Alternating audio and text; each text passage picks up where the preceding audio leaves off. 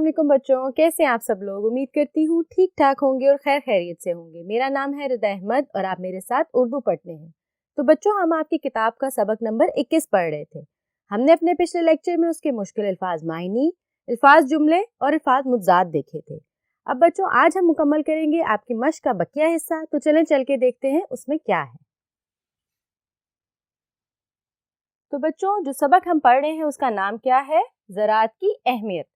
बच्चों, हमने पिछले लेक्चर में ज़राअत की अहमियत के बारे में पढ़ा था कि ज़राअत का इंसान से क्या ताल्लुक है, ज़राअत का शोबा पाकिस्तान में कैसे तरक्की याफ्ता हो रहा है, ज़राअत का सनत से क्या ताल्लुक है, ज़राअत पाकिस्तान के लिए रीढ़ की हड्डी की हैसियत क्यों रखती है, और ज़राअत और सनत में जो ताल्लुकात हैं वो किस बातों पर मबनी हैं और किन किन चीज़ों की वजह से ये ताल्लुक बहुत मजबूत है।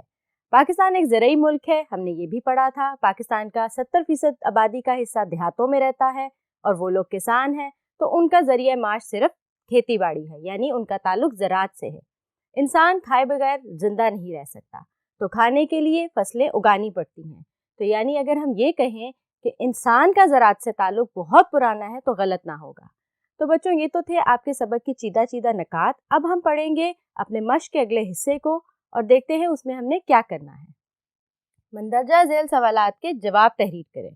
बच्चों, हर सबक को ख़त्म करने के बाद हम उसके अल्फाज मायनी, अल्फाज जुमले और सबसे ज़रूरी काम सवालात और उनके जवाब तहरीर करते हैं। बच्चों, अगर सबक अच्छे से पढ़ा हो तो जवाब तहरीर करना बिल्कुल भी मुश्किल नहीं। तो चलें बढ़ते हैं अपने पहले सवाल की तरफ। ज़राअत और इंसान का रिश्ता कब से है? अब ये जवाब तो आपको बहुत अच्छे से आना चाहिए। तो चलें देखते हैं जवाब क्या बनता है। ज़राअत और इंसान का रिश्ता बहुत पुराना है, बल्कि अगर ये कहा जाए कि जब इंसान ने इस दुनिया में, चलें बच्चों जवाब को मुकम्मल करते हैं। तो बच्चों, दुनिया में इंसान का क्या रिश्ता है ज़राअत के साथ, उसको मुकम्मल करते हैं। दुनिया में कदम रखा तो ज़राअत का काम शुरू हो गया, यानी इंसान ने पैदा होते साथ ही खाना तो था, तो उसके लिए उसको ज़राअत का काम करना ज़रूरी था। वो फसलें उगाता, सब्जियां उगाता, फल उगाता तो खाता ना। तो हम ये कह सकते हैं कि इंसान का ज़राअत से रिश्ता बहुत पुराना है। चले अगले सवाल को पढ़ते हैं। क्या किसी ज़माने में ज़राअत की अहमियत कम होगी? आपको क्या लगता है बच्चों, क्या किसी भी वक्त में आके ज़राअत की अहमियत कम हो जाएगी? चलें जवाब देखते हैं। ज़राअत का ताल्लुक खुराक पैदा करने से है। खुराक इंसानी ज़िंदगी के लिए बहुत ज़रूरी है, इसलिए जब इंसान मौजूद है ज़राअत की अहमियत में कोई कमी नहीं आ सकती।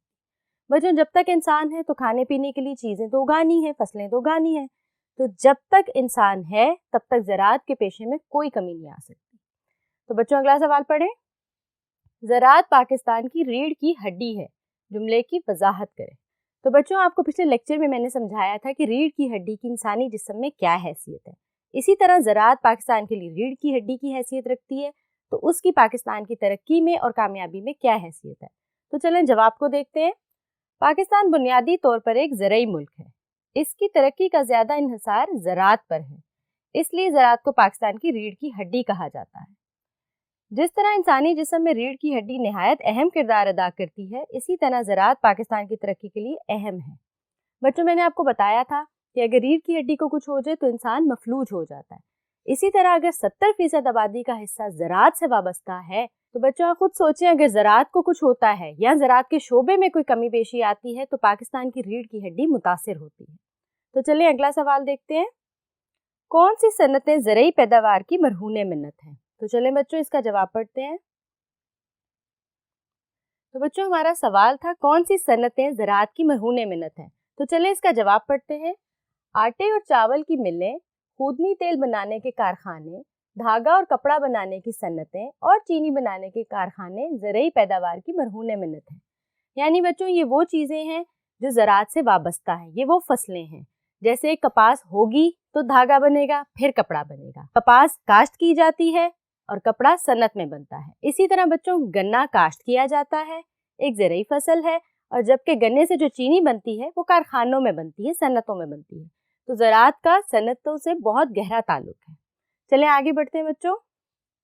कुदरती खाद से क्या मुराद है और इसके अलावा दूसरी खाद कौन सी होती है?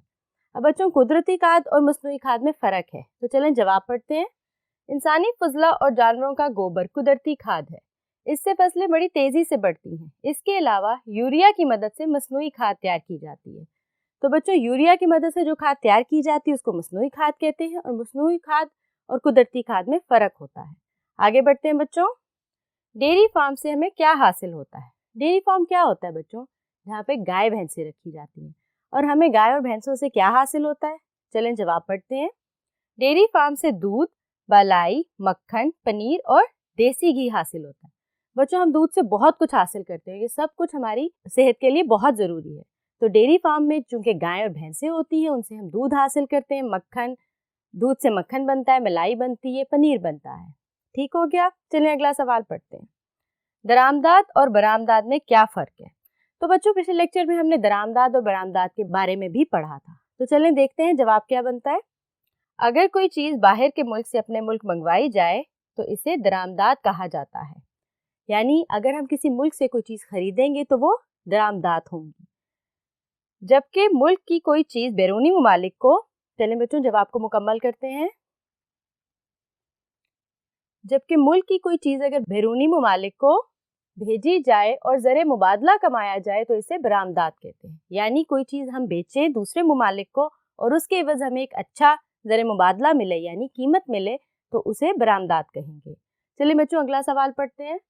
پاکستان کے کن علاقوں میں آم اور کینو زیادہ مقدار میں پیدا ہوتا ہے؟ تو بچوں اس کا جواب دیکھتے ہیں۔ پاکستان کا بہترین آم ملتان اور بہترین کینو سرگودا میں پیدا ہوتا ہے۔ ان پھلوں کی برآمد سے پاکستان بہت سارا زر مبادلہ کماتا ہے۔ بچوں دنیا کا بہترین آم ملتان میں اور بہترین کینو پاکستان کے شہر سرگودا میں پیدا ہوتا ہے۔ ان کو دوسرے ممالک کو بیچ کے ہم بہت زیادہ زر مبادلہ کماتے ہیں۔ چلیں اگلا سوال دیکھتے ہیں۔ صنعت کا زراعت سے کیا تعلق ہے؟ بچوں اب تک تو آپ کو یاد ہو جانا چاہیے کہ صنعت کا زراعت سے کتنا گہرا تعلق ہے، تو چلیے اس کو جواب میں دیکھتے ہیں۔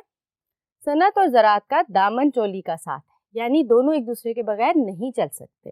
ٹھیک ہو گیا؟ چلیے اگلا سوال دیکھتے ہیں۔ روغنی اجناس سے کیا مراد ہے؟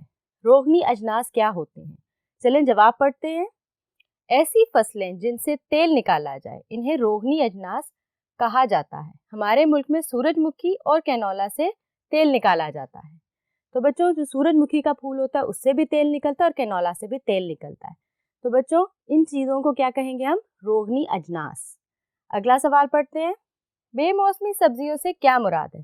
بچوں موسمی سبزیاں وہ ہوتی ہیں جو اپنے موسم میں آتی ہیں، اور بے موسمی سبزیاں کون سی ہوتی ہیں؟ جو اپنے موسم میں نہیں آتی بلکہ کسی بھی موسم میں اگائی جا سکتی ہیں۔ تو چلیں جواب کو دیکھتے ہیں۔ جو سبزیاں اپنے اصل موسم کے علاوہ دوسرے موسموں میں بھی اگائی جائے بے موسمی سبزیاں کہلاتی ہیں۔ بچوں جب سے سائنس نے ترقی کی ہے ہم بے موسمی سبزیاں بھی اگا سکتے ہیں، یعنی پورا سال ہر طرح کی سبزی کھا سکتے ہیں۔ تو بچوں یہ تو تھا آپ کا سبق زراعت کی اہمیت، جس کے مشکل الفاظ معنی، سوالات کے جواب، الفاظ جملے اور آپ کی مشق کا مکمل حصہ آج ہم نے مکمل کر دیا ہے۔ مجھے یقین ہے آپ کو بہت اچھے سے سمجھ آئی ہے اور آپ نے بہت کچھ سیکھا بھی ہے۔ اپنا بہت سارا خیال رکھیے گا، دہرائی کرتے رہیے گا۔ مجھے دیں اجازت، حاضر ہوں گی اگلے لیکچر کے ساتھ، تب تک کے لیے اللہ حافظ۔